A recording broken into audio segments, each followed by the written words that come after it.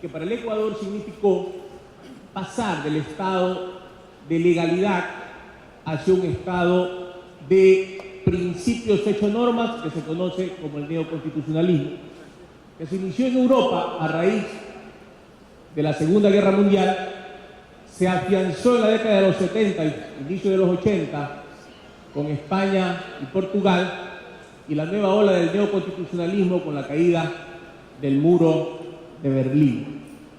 Entonces se creó algo que debemos entender los ecuatorianos: el Estado constitucional, que es distinto a un Estado con constitución. Ese poder constituyente originario permite la reforma de la norma, pero con límites, a un poder constituyente derivado.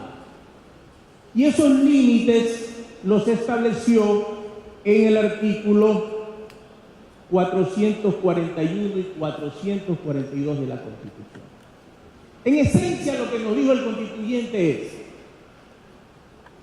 que los procedimientos de enmienda no deben afectar, no deben alterar la estructura fundamental de la Constitución y no deben afectar el carácter y los elementos constitutivos del Estado. Porque si eso ocurre, hay un procedimiento que deriva en consulta popular. Quienes proponen el proceso de enmienda dicen: para nosotros es una enmienda que no altera estas condicionantes que creó el constituyente y por lo tanto podemos aprobarlo con el juicio que hizo la Corte Constitucional a este procedimiento. Y la Corte Constitucional autoriza el procedimiento mediante una sentencia que me voy a permitir comentar. Yo no creo que sea un tema de cosa juzgada, porque entonces no estaríamos debatiendo acá. Porque nosotros quisiéramos que la comisión pudiera entender que algunos puntos de la reforma, algunos puntos de la enmienda, no deberían aprobarse. Voy a referirme a un tema que, a decir de la propia Corte Constitucional, es el núcleo de la reforma. Y en esencia la sentencia habla de reforma, al principio, quizás fue un lapsus en el momento de redactarla, al tema de la reelección sin límites.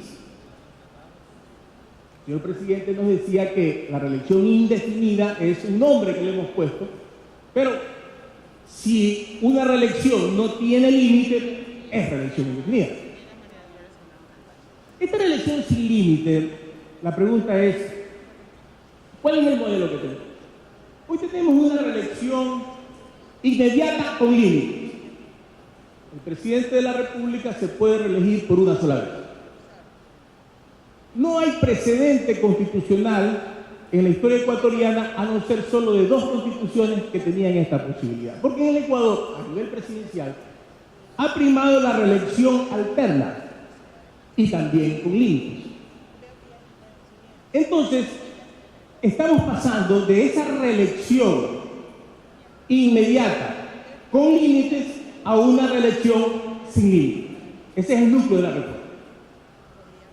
A todas las autoridades políticas de elección popular, incluido el presidente de la República, que además es jefe del Estado. Y la Corte dice, y se funda, y toma el artículo 1 de la Constitución y dice: uno de los elementos constitutivos del Estado es la democracia. Y en la democracia, el soberano es el que manda. Porque dice la Corte, la democracia no es una regla. La democracia es un principio-valor o un valor-principio. Pero cita a Bobbio, que dice que la democracia es un conjunto de reglas. Porque no se puede entender la democracia sin reglas.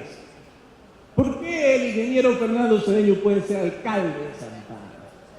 Porque reúne los requisitos para hacerlo. Hay reglas, requisitos mínimos que deben cumplir para que él pueda ser candidato. Entonces no se puede concebir una democracia sin reglas.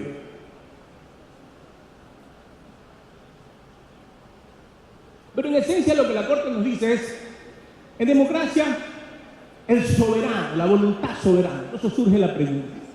¿La voluntad soberana en un Estado constitucional es sin límites? ¿El pueblo puede decir lo que le parezca sin límites en nombre de la democracia? Los tratadistas del neoconstitucionalismo dicen que no, que todo tiene límites, inclusive la soberanía popular. En defensa de los derechos fundamentales basados en la historia de lo que ocurrió en Alemania e Italia, pues la mayoría aprobaba las reglas que después vimos como terminadas. El otro elemento que dice la Corte es: la alternancia no está en los elementos constitutivos del Estado. Si usted lee el artículo 1, la palabra alternancia no está. Y en efecto no está. Y dice que sí estuvo en el año 98. Claro. Pero la pregunta es, ¿el hecho de que no esté el nombre de alternancia significa que la alternancia no está en la Constitución? Y la respuesta es sí está, pues. Tanto está que dice solo se podrá reelegir por una sola vez. ¿Qué nos está diciendo? Que después de que usted terminó su segundo periodo, debe venir otro a continuar. Eso se llama alternancia. La Corte no lo quiso ver y dice, como no está la palabra alternancia, este es un principio que no está en la Constitución. Y el otro elemento en el cual funda la Corte su sentencia es, nos dice, es que aquí estamos hablando del derecho de participación. El derecho de participación es un derecho bidimensional, dice la Corte. El pueblo tiene derecho a elegir a quien se le presente y el ciudadano tiene derecho a participar aunque hubiera ganado una elección, hubiera desempeñado un periodo, hubiera ganado una reelección, hubiera desempeñado otro periodo, también tiene derecho a participar. Y si no participa, dice la Corte, se le estaría discriminando. Discriminando. O sea, debemos entender qué es la discriminación. La discriminación es un trato diferenciado no justificado. Entonces, cuando nosotros creamos reglas en una democracia, poniendo límites a las reelecciones, consideramos que eso, a la luz de un Estado constitucional, son límites justificados.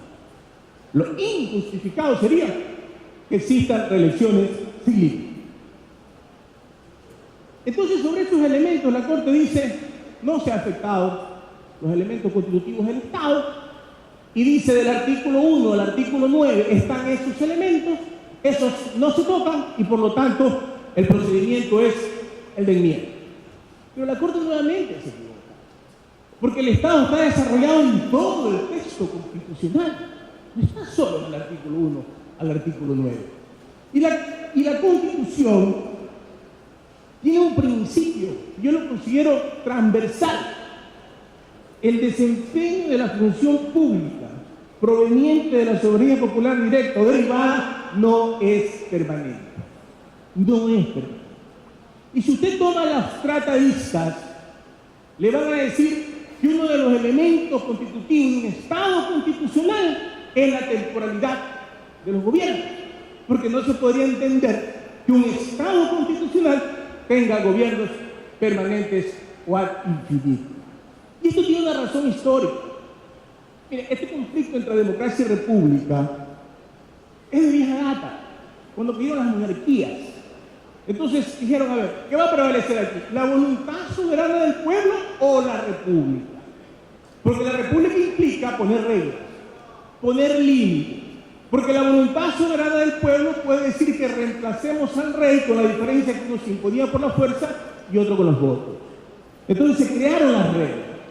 Y dijeron unos, la democracia va a significar este juego colectivo para la toma de decisiones con reglas, y la república va a tener también una organización con reglas. Y el constituyente aquí en Montecristi dijo que el Ecuador debe organizarse como república. Y aquí también la Corte comete un error conceptual que yo lo considero bastante trascendente. Cuando ellos tratan de justificar que no se altera la estructura fundamental, se refieren a la estructura fundamental del Estado. La estructura fundamental del Estado, además detallan que las funciones siguen incólumes, las 5 funciones que creó el constituyente ecuatoriano. Y realmente el constituyente no dice eso. Habla de la estructura fundamental de la Constitución. La estructura fundamental de la Constitución. Y la estructura fundamental de la Constitución que rompió el viejo paradigma de las reelecciones perpetuas hay una reelección con límites, porque es uno de los elementos que permite la amplia participación ciudadana. Porque cuando ya el funcionario, el servidor, no puede ser, tiene que venir otro para que sea. Eso se conoce la oxigenación en la administración y en la política. Entonces, en función de aquello, señores asambleístas, en lo personal como académico, no comparto el criterio de la Corte, no comparto el procedimiento adoptado, no comparto la reelección indefinida, porque ese elemento lesiona al Estado constitucional. Pasamos de ser de un Estado constitucional a un Estado con Constitución y agrava la situación de los derechos con la reforma de julio del 2011. Yo aspiraría que luego de este amplio debate la Comisión desista de reformar la Constitución y la deje como está, para que la sociedad ecuatoriana, dinámica como es, genere nuevos cuadros para que gobiernen la República. Muchas gracias, señor presidente.